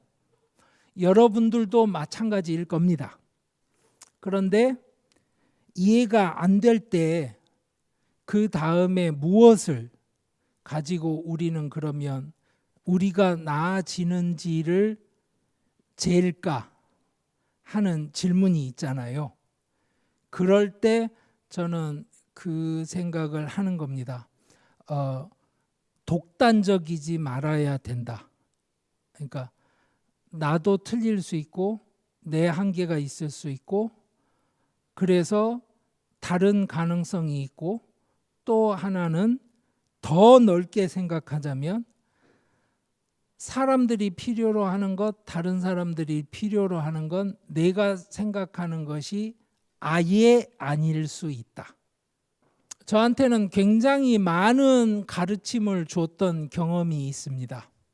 뭐냐면 제가 유학을 갔다가 한번 한국에 들어온 때가 있었어요. 그때만 해도 독일까지 직항 비행기가 없고 뭐 이러던 시절이고 워낙 돈이 많이 드는 일이었어요. 한국에 온다는 일 자체가. 그리고 당연히 제 거의 뭐 유학생으로서 제가 거기서 일을 해서 돈을 벌면 1년 정도 생활비를 거의 써야 되는 일이니까 한국에 온다는 게 쉬운 일이 아니었죠. 근데 이제 그때는 가족사가 있어서 잠시 한국에 들어오니까 대학교 동창들이 저한테 맛있는 걸 사주겠다고 이제 졸업한 지 한 뭐 6, 7년 됐을 때예요. 시내에서 모였어요. 지하철역 앞에. 그래가지고 친구들이 저한테 물어보는 거예요. 너 뭐 먹고 싶냐? 그래서 제가 그랬어요. 그 길가에 포장마차에서 어묵을 팔고 있는데 나 저거 먹고 싶어 그랬는데 친구들이 저한테 다 그랬어요. 아 자식이 이래가지고 그런 거 말고 임마 저런 거 나중에 네가 가서 사 먹어 이랬는데 옆에 있던 친구가 야 그래도 지가 먹고 싶대잖아 사줘. 그래서 친구들이 이제 대학 졸업한 지 한 6, 7년이 됐으니까 다 직장생활 하던 친구들이죠. 거기 저하고 나란히 서서 어묵을 먹으면서 이제 옛날 이야기를 좀 하게 됐어요. 그러다 보니까 제가 철학과를 졸업을 했잖아요. 무슨 이야기를 하다 철학과 이야기가 나왔어요. 근데 너무 재미있었던 게 그 어묵을 파시던 아주머니께서 갑자기 뜬금없이 질문을 하셨어요. 철학과 나오셨어요? 이러고. 그러니까 예 하고 대답을 했어요. 몇몇 친구들이. 그랬더니 그 아주머니께서 저희들을 이렇게 보시더니 딱 질문을 하시는 거예요. 제 운세 좀 봐주세요. 그때 친구들이 다 같이 왜냐하면 이제 제가 그때 한국에 온 거니까 맛있는 거 사주겠다고 모인 자리니까 싸 해주는데 저를 이렇게 쳐다봤어요. 근데 제가 가방끈이 제일 길잖아요. 그때까지도 저는 학생이었고 그래 이렇게 쳐다보는데 제가 무슨 말을 해야 될지를 모르겠는 거예요. 그 아주머니에게 아주머니 철학과에서 그런 거 배우는 게 아니고요 뭐 이렇게 설명을 해야 되는지 하던 찰나에 그 당시에 보험회사 그 영업점 점장을 하던 친구가 있었어요.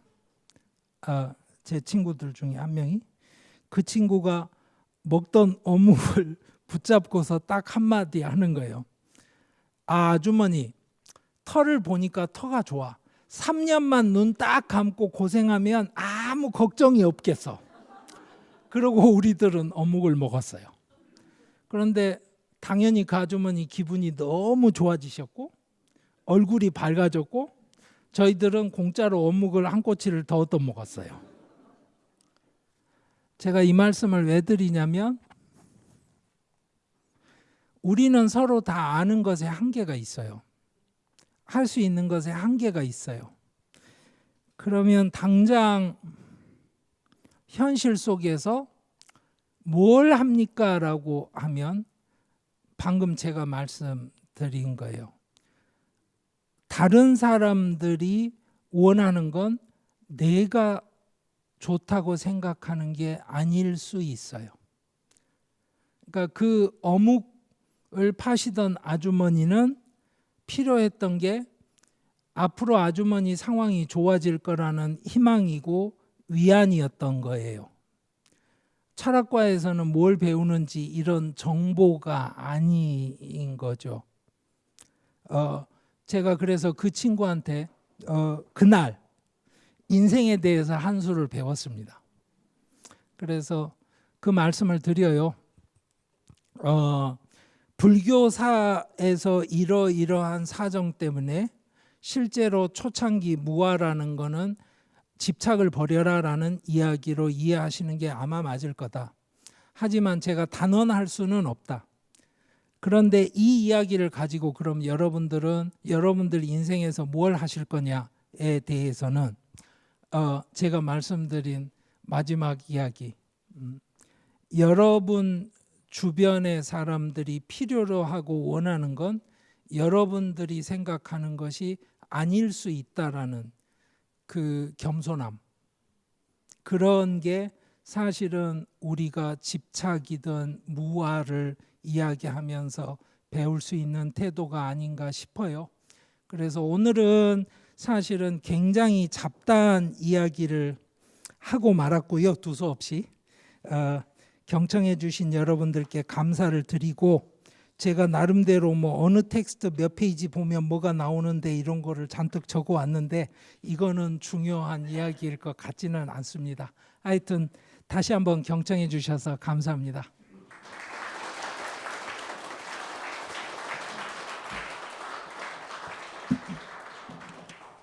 팔리어가 변했다 해도 한자보다는 부처님 가르침 원음에 가깝지 않을까요? 여러분들한테 아까 말씀드린 것처럼요, 각 지역에 있는 언어들이 다 다른데 각 지역마다 전승들이 전해졌습니다. 그래서 현재 우리에게 전해진 전승 중에 3장이라고 하는 게 완벽하게 갖춰진 거는 뭐냐면, 첫째는 팔리어가 있고요, 그리고는 한문이 있고 티베터가 있습니다. 몽골어는 그렇게까지 중요하게 생각하지 않는 게 티베터에서 다시 번역한 경우가 많고 그래서 그래요. 그런데 거의 3장에 있는 경전들은 다 있을 만큼 많은 텍스트가 확보된 언어들이 또 있습니다. 뭐가 있냐면 산스크릿 경전이 있고요, 또 하나는 바로 이쪽 간다라 지역에 있던 간다리 경전이 있습니다. 그러면 우리는 빨리가 아니고도, 그러니까 한문처럼 아예 이쪽 언어하고는 거리가 먼 언어를 빼고도 인도 언어로 가지고 있는 전승으로 빨리 전승도 있고요, 산스크릿 전승도 가지고 있고 간다리 전승도 가지고 있습니다. 그리고 그 경전들이 어느 전승에는 있고 어느 전승에는 없는 경우도 있고 편집이 다른 경우도 있고 하지만 비교해 볼 수 있습니다. 그러니까 이제는 무슨 이야기냐면 빨리만을 보던 시대를 벗어나서 굉장히 많은 정보를 우리가 가질 수 있어요. 그러면 다음 질문이 나오겠죠. 빨리 말고 다른 판본들하고 비교를 해보면 내용 차이가 얼마나 나나요? 라고 하면 말씀드릴 수 있는 건 내용 차이는 거의 안 납니다. 놀랍죠? 그러니까 각 전승마다 거의 핵심적인 내용들을 외워서 전승하는 데는 차이가 안 납니다. 그런데 제가 아까 단디하라는 예를 갖고 말씀드렸죠. 차이가 나야 추적이 가능해요. 차이가 안 나버리면 어떻게 돼요? 여러 개가 있어도 비교를 해봐야 얻을 정보가 없는 거예요. 이게 사실 학자들한테는 약간 안타까운 대목입니다. 하지만 불교도로서 받아들이기에 최소한 내용적으로는 거의 99% 일치한다 이렇게 생각하시면 됩니다. 그리고 또 하나는 오늘 예로 말씀드리려고 했던 건데, 아뜨만이 지각되지 않는다라는 표현이 팔리어에 나와요.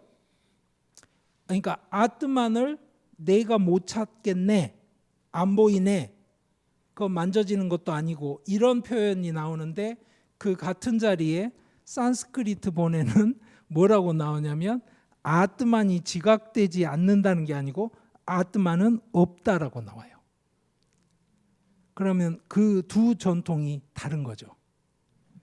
아주 드물게 그렇게 다른 대목들이 있어서 저희들은 비교를 하면서 얻는 정보들이 있습니다. 그러면 좋은 게 뭐냐면 이것들을 다 비교를 해가면서 그 안에 제대로 녹아 들어가지 않은 원래 표현들을 추려낼 수 있어요. 그게 뭐냐면 아까 말씀드린 그 단디하다 이런 표현 같은 거예요. 그러면 바로 뭐가 추적이 가능하냐면, 붓다 자신이 썼던 표현들은요, 그 후대 전승에서도 만지거나 고치고 싶어 하질 않아요. 워낙 잘 쓰니까. 프라티티아 사무파다 같은 경우 이 전형적으로 뭐냐면 산스크리트 문법에 안 맞는 표현입니다. 프라티티아 사무파다라는 이 연기라는 굉장히 중요한 표현이 문법에 안 맞아요. 그러면 상대 쪽에서 불교를 비판하는 사람들은 저런 문법도 못 지키는 것들이 그런 거잖아요. 그러니까 우리 길거리에 가면 할머니들이 그 물건 놓고 파실 때 예를 들어서 맞춤법을 못 맞춰서 그냥 쓰시잖아요. 소리 난 대로 거기다 뭐 해가지고 얼마 뭐 다라이 1,000원 이렇게 써놓으신단 말이에요. 뭐 3kg 1,000원 이렇게 쓰는 게 아니고 그런 것처럼 무시받을 수는 있겠지만 우리한테는 그게 굉장히 중요한 정보가 돼요. 그것들을 다 모아서 줄여가면 바로 아주 핵심적인 중요한 개념들은 대부분 문법에 안 맞아요. 이것 때문에 그렇습니다. 그래서 제가 책에다가 감히 원래 붓다가 했던 이야기는 이런 게 아닐까라고 추정을 해서 적었던 겁니다. 부모님은 법계라고 생각합니다. 교수님의 견해는 어떠신지요? 가족 관계에 대해서는 여러분들이 굉장히 많은 반성을 좀 해보셔야 돼요. 이 약간 이야기가 길어질 수도 있는데 그냥 재밌는 이야기로 들으세요. 에피소드로. 지금도 아마 인터넷에 가면 그건 아닌데 무슨 자이나 인문 이런 식으로 이름 바꿔가지고 옛날에 MBC에서 방송했던 인도 자이나 유행자들 진짜로 걸어 다녀요. 그 사람들 따라다니면서 찍은 다큐멘터리가 올라와 있습니다. 거기에 이런 게 나와요. 자, 거기는 디간바라 자이나니까 옷도 입질 않아요. 그러고서 걸어가는데요. 한 수행자가 출가를 60 넘어서 했어요. 힘들죠. 떼학볕 아래 걸어야 되니까. 그러니까 그 수행자가 조금씩 뒤로 처지니까 그 수행자가 들어야 되는 물병을 같이 가는 제가 신도가 들어서 도와주는 이제 장면이 나와요. 그러다가 어느 사원에 도착해서 처음으로 편안하게 이제 그 사원 안에서 자고 그 다음에 이제 씻고 뭐 이런 게 나와요. 평소에는 널빤지 하나 그냥 길 옆에 깔면 그대로 누워서 잡니다. 불살생을 해야 되니까 모기가 와서 물어 뜯으면 그대로 둡니다. 헌혈해야 되는 거예요. 그냥 편안하게. 그러던 사람인데 갑자기 PD가 알게 된 거예요. 뭘 알게 됐어요? 그 60 넘어서 출가한 사람이 사실은 가구업체 사장이었다는 거예요. 근데 출가를 평소에 하고 싶어 해서 결혼을 할 때도 부인한테 나는 출가하고 싶은 사람이야 라고 이야기를 했다는 거예요. 출가를 그래서 부인이 그러면 네가 가장으로서 할 일을 다 하고 출가해 이렇게 했다는 거예요. 그래서 안방에 침대가 있는데도 그 옆에 골판지 상자를 깔아놓고 가끔씩은 골판지에서 자는 연습을 했다는 거예요. 남편이 60이 되도록. 아들 셋이 이제 그 공장을 다 물려받아서 공장은 잘 굴러가고 있는데 자, 이 상황을 여러분들 떠올려 보세요. 그 출가자가 수행을 하기 위해서 나쁜 까르마를 떠는 거니까 머리털을 뽑아요. 근데 이건 나쁜 까르마를 떠는 좋은 기회니까 인상을 쓰거나 아프다고 하면 안 돼요. 무표정하게 그냥 해야 되는 거예요. 나이가 많은 출가자는 남이 뽑아주기도 합니다. 힘드니까. 그런데 그 사원으로 유행하는 출가자들이 온다 그러니까 신자들이 올 거 아니에요. 다들 와서 이제 축복도 받고 싶어 하고 이렇게 소위 말해서 법문도 듣고 싶어 하고 그러는데 어떤 아주머니 나이 드신 여성 신도 한 분이 와서 이 출가자 앞에 서 있는데 눈물이 글썽글썽해서 다리가 덜덜덜 떠는데 옆으로 못 가는 거예요. 근데 이 출가자는 그 장면을 그대로 보고 앉아 있는데 눈빛이 흔들리지 않아요. 그 여자가 자기 부인이에요. 60 넘어서 출가에 동의해 준. 그게 출가예요. 그리고 그 다음에 젊은 남성이 와서 경의를 표하고 그 앞에 서 있는데 그 젊은 남성이 눈물을 주르륵 흘리는 거예요. 그 장면을 봤어요. 아, 이거 뭔가 심상치 않은데. 그런데 그 출가자는 눈빛이 흔들리지 않아요. 눈빛이 흔들린다는 뜻은 뭐예요? 내 아들을 봤을 때 내 눈빛이 흔들린다는 건 내가 출가가 안 됐다는 뜻이에요. 그럼 출가를 왜 해요? 그래서 그 가족들을 찾아가서 인터뷰를 한 장면이 나옵니다. 그런데 그 PD님이 그 가족들을 찾아가서 인터뷰하기 전에 그 출가자한테 가서 물어봅니다. 그 원래 그 가구 공장 사장님이셨다는 말도 들었고 늦게 출가를 하셨다는데 가족들 찾아가서 그 집에서 인터뷰를 좀 해도 될까요? 라고 물어요. 그러니까 그분 대답이 뭔지 알아요? 남의 집에 가든 말든 저한테 왜 물어보세요? 이해되세요? 그게 출가예요. 그러니까 중국식으로 생각하는 출가하고 인도에서 생각하는 출가하고는 문화가 아예 달라요. 그러니까 육아사회라는 건 뭐예요?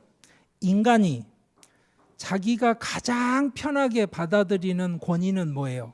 부모의 권위예요. 특히 전통사에선 아버지의 권위. 그러니까 아들이 거부감 없이 받아들일 수 있는 아버지의 권위를 가지고 온 사회를 구성하는 거예요. 그러니까 제가 프랙탈 구조라고 이야기하는데 무한 반복이에요. 즉 아버지와 아들의 관계가 학교 가면 선생하고 제자의 관계고 나라에 가면 무슨 왕과 신하의 관계고 신하와 그 밑에 사람들 관계고 그러니까 지금도 저 젊은 직원들 제일 싫어하는 꼰대 사장들은 우리는 가족 같은 기업이야 뭐 이런 이야기예요. 그러면 직원들은 당연히 사장한테 뭐라 그래요? 그러면 아들처럼 저도 용돈 주세요.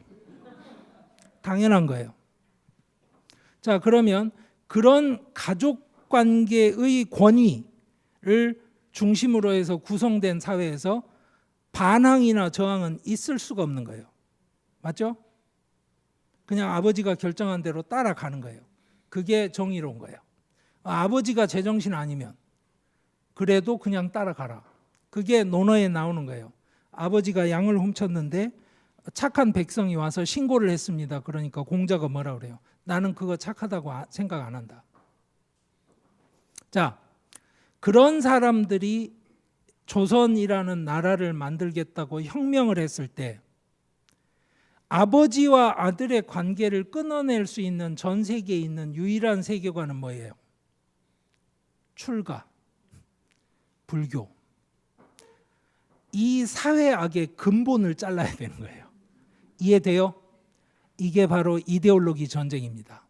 그래서 정도전이 불시잡병 같은 책을 쓰고 바로 이런 사회악을 철저하게 추방하고 박멸을 해야 이 나라가 기본적으로 구성이 될 수 있다라는 주장을 하게 되는 거예요. 그 사이에 저희들이 서 있어요. 그러니까 중국에 가면 부모 은중경 이런 게 만들어지는 거예요. 그런데 제가 처음에 말씀드렸죠. 출가가 무엇인지 그 인도적인 문화적인 체험과 이 한국의 체험 그리고 한국의 가족주의는 다릅니다. 잘 생각해 보세요. 가족을 떠나서 출가를 해서 절에서 가족을 만들어요. 문중이라는 게 그런 거예요. 그러니까 우리가 갖고 있는 문화는 인도 불교에서는 굉장히 멀다는 걸 여러분들이 생각을 하셔야 돼요. 마지막으로 재미로 말씀드릴게요. 출가라는 게 갖고 있는 굉장히 많은 사회적인 기능들이 있습니다. 여러분들은 상상도 못할 다양한 출가의 형태가 있어요. 고대 일본 같은 경우는 이런 겁니다. 우리식으로 말하자면 첩이라고 할 수 있겠죠. 여성들이 각자 집에 살고 거기 있는 권력자가 그 여성들을 먹여 살리고 가끔씩 들려서 거기서 같이 지내기도 하고 이렇게 살아요. 근데 전쟁에 나가서 그 사람이 죽어요. 자, 그러면 새로운 권력자가 오면 그 모든 그걸 다 물려받죠. 그러면 여자들은 자기가 섬기는 주인이 바뀔 뿐이지 뭐 바뀌는 게 별로 없는 거예요. 그런데 이런 상황을 한번 생각해 봐요. 쿠데타가 일어나서 권력자가 죽어서 아들이 정권을 잡았어요. 자, 보세요. 아버지하고 그 여성하고의 관계가 사회적으로 다 아는 관계고, 그 여성은 그 아버지의 그 아들을 어릴 때부터 봤던 사람이에요. 근데 이제 그 아들이 권력을 잡았어요. 자, 그러면 그 여성은 그때부터 굶어 죽어요? 아니잖아요. 어떻게 해야 돼요? 사회적인 탈출구를 찾아야 돼요. 탈출구가 뭔지 아세요? 출가. 그 여성이 머리 깎고 절로 가는 게 아니에요. 그냥 출가를 선언합니다. 나는 오늘 출가하는 거야. 이렇게. 그러면 그 다음부터 어떻게 되는지 아세요? 주던 생활비를 그 아들이 권력자로서 계속 줍니다. 대신 그때는 생활비라고 안 하고 뭐라 그래요? 보시. 이해되죠? 즉 사회적으로 굉장히 난감한 문제를 출가라는 기막힌 제도를 가지고 해결해요. 그럼 그 여자는 집에서 머리 깎을까요? 아니요. 그냥 한국에서도 종종 있는 일인데, 큰 형이 권력을 잡았어요. 그런데 이제 그 밑에 동생들이 언제 쿠데타의 주역이 될지 모르니까 동생들을 다 죽여야 되는 거예요. 자, 제 아무리 권력이지만 동생 죽이고 싶어요? 그럼 어떻게 해요? 출가. 동생이 출가할 때 어떻게 해요? 동생 밑에 몸종 5명이 동시에 출가를 해요. 그러니까 6명이 같이 스님이에요. 근데 문제는 뭐예요? 다른 스님 5은 몸종이에요. 그게 여러분들 생각하는 인도에서 하는 출가예요? 그런데 저분이 출가를 하면 모든 사람들이 좋아해요. 왠 줄 알아요? 그 절은 아무도 못 건드려요. 왜? 왕 동생이 거기 앉아 있는데 누가 감히 건드려요? 이해되시죠? 그러니까 사회적 관계 안에서 출가라는 게 이루어지는 방식은 너무 다양하고요. 그래서 사회적 관계로서의 부모와 자식 간의 관계를 불교에서 어떻게 이해를 하는지도 너무나 다양합니다. 근데 원판을 이야기하라고 하자면 아까 말씀드린 인도 방식이 맞아요. 제가 출가를 했으면 동네 할머니든 아니면 처음 보는 분이 오시든 우리 어머니가 내 앞에 와서 서던 제가 눈빛이 달라지면 안 되는 거예요. 그러려면 출가를 하지 말아야죠. 하지만 중국에서 한국에서 출가는 맥락이 다른 겁니다. 그러면 출가가 다르다는 말은 불교가 다르다는 거 아닙니까? 그러면 다르다고 말을 해도 돼요. 그래서 제가 처음부터 말씀드렸잖아요. 우리가 아는 불교 아니면 내가 이게 맞다고 생각하는 불교가 전부라고 이야기하고 다른 거 틀리다고 말하고 그러지 말자고 말씀을 드렸잖아요. 우리가 사는 모습 자체가 그래요. 그러니까 그런 면에서 여러분들이 그 불교적인 세계관과 육아적인 세계관이 섞여 있는 우리의 현실에 대해서 뭐랄까 이거는 뭔가 안 맞는 거야 라거나 뭐 타락한 거야 이런 식의 자존감을 가질 필요도 없고요. 대신 우리 전통 안에서 뭘 가지고 지금의 문제에 좀 더 낫게 대응할 수 있는지 고민을 하는 건 필요하겠죠. 그래서 제가 아까 강연 때 마지막에 말씀드린 거예요. 우리 어머니가 필요로 하시는 거는 제가 생각하는 거랑 다를 수 있다. 이 생각을 합시다. 열성적으로 강연해 주신 강성현 교수님께 큰 박수 부탁드리도록 하겠습니다.